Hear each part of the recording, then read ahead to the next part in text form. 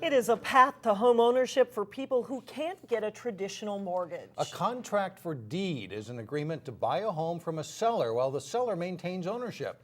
After a number of years, the buyer could take over the home by assuming the remaining balance. In many cases, it can help people rebuild their credit. But Renee Bonneau joins us now with more on what buyers need to watch out for. Renee? Mike and Alex, over about the last 5 years, there have been a noticeable spike in contract for deed sales throughout the metro. A Minnesota legal assistance group called Legal Aid has dealt with numerous victims of contracts gone wrong and says cases have climbed significantly in the Twin Cities with high foreclosure rates, like Brooklyn Park and Brooklyn Center. I spoke with a Robbinsdale woman who had been pouring thousands into her home, only to find out the seller wasn't paying the mortgage. And in a matter of months, she'll be kicked out. At the time, I really felt like it was something from God, that God gave me this house.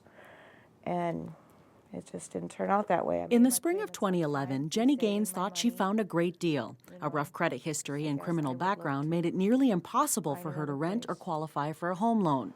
But she found someone who offered to sell her this Robbinsdale home through a contract for deed. Contract for deeds, they don't ask a lot of questions.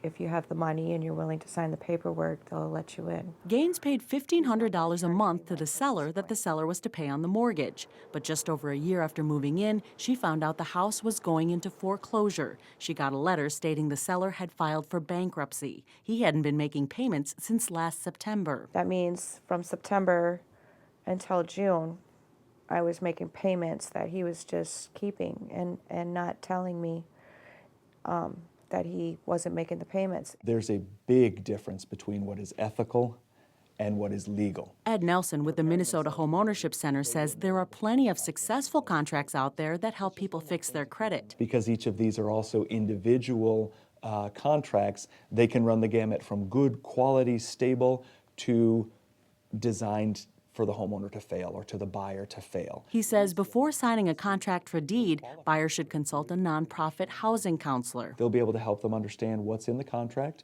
if it's really in their best interest, if they might actually qualify for a traditional mortgage. Well, It's something Gaines regrets not doing. I guess my message would be that you just really can't trust people when it comes to signing legal documents and purchasing, big like homes. And you need to be educated and know what you're getting into. There are few regulations on contracts for deed in the state. Legal Aid is pushing for legislation that would require more disclosure in this type of transaction.